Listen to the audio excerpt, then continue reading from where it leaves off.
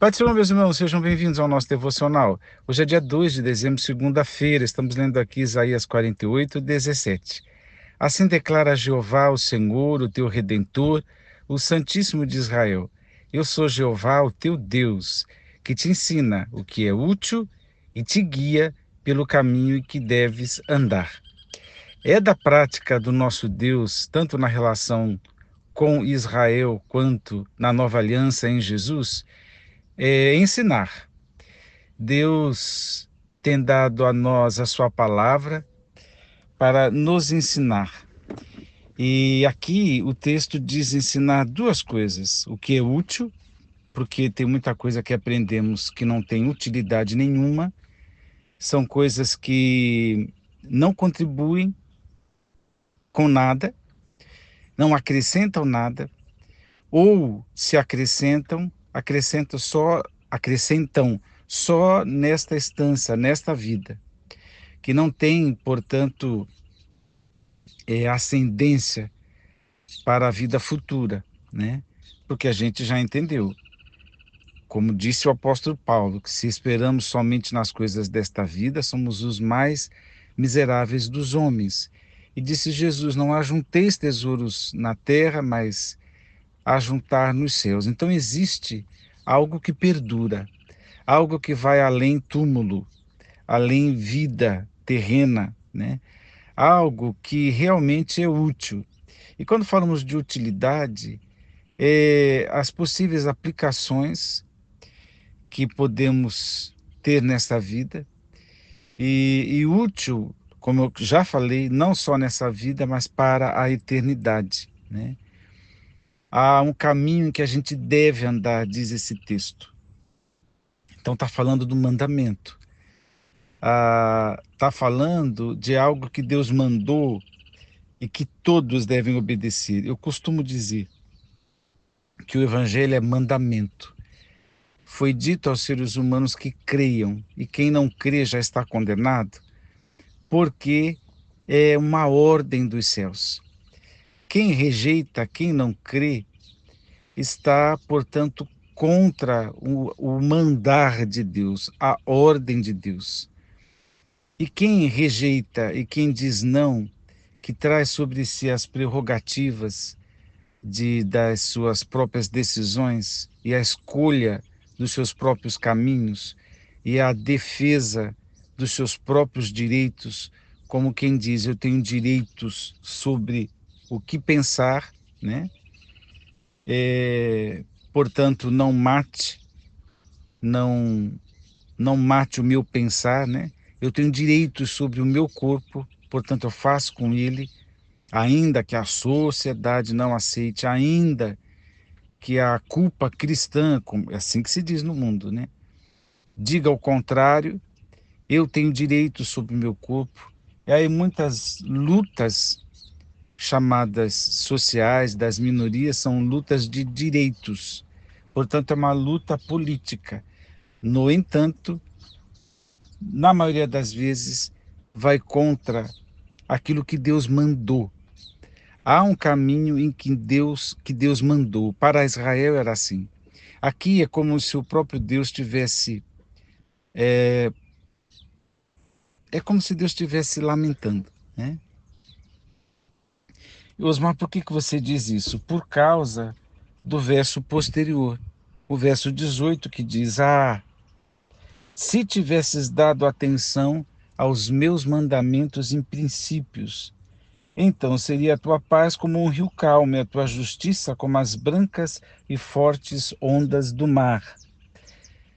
Perceberam que Deus está dizendo: eu sou Jeová, o teu Deus, que te ensino o que é útil e te guia pelo caminho que deves andar.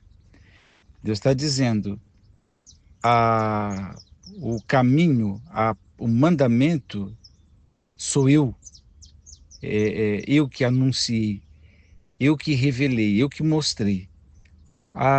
Que pena que Israel não atendeu. Que pena que não deu atenção ao meu mandar, aos meus princípios. E teve consequências? Teve. O Isaías vai na sequência, o Isaías diz aqui, ó, a palavra profética: saí da Babilônia, fugi de entre os caldeus e anunciar isto com voz de grande alegria. Ou seja, é uma palavra que Deus está dizendo. Esse de Deus é como se Deus tivesse, se tiver, como se Deus dissesse: se tivesse me dado atenção, não teria passado pelo castigo da Babilônia, né? Esse de Deus está no mundo afora. É como se Deus pudesse dizer: crente, se você tivesse prestado atenção no que eu orientei pela minha palavra, pelo meu espírito, se você tivesse dado atenção, você não teria passado por determinados sofrimentos. Há sofrimentos que vêm e é por gerência divina, mas muitos deles é por causa dos nossos próprios pecados. E o pecado de não ouvir o que Deus mandou, e o pecado de não andar no caminho que Deus mandou que nós andássemos. Eu lembro do salmista Davi, lá no Salmo 38, quando ele diz que ele reconhece que a aflição que ele tem é por causa do pecado dele. É um dos salmos penitenciais, e ele diz exatamente isso. Eu sei que eu estou passando por aflição, eu estou aflito por causa do meu pecado, né? E ali, na discussão daquele salmo, naquela música, ele fala de inimigos que estão se aproveitando desta vulnerabilidade, desse sofrimento. Mas ele não diz: os inimigos são o meu problema. Ele não diz: os inimigos. Não, ele pede socorro para que Deus os livre, o livre dos seus inimigos. Mas a razão desse ataque de inimigos, ele atribui a si mesmo. Osmar, é porque ele gosta de sofrer? Não, é porque ele sabe. A Bíblia ensina. Jeremias também falou, numa pergunta que ele mesmo responde. Ele diz: de que se queixam os homens? Dos seus próprios pecados. Essa é a resposta. Davi reconheceu isso. E esse de Deus acaba encontrando nos humildes e sinceros a mesma fala. Eu sei que pequei, essa aflição, esse sofrimento é porque eu andei errado, é porque eu não fiz o que a palavra de Deus mandou, é porque eu não andei no caminho que Deus mandou, é por isso que estou padecendo aflições.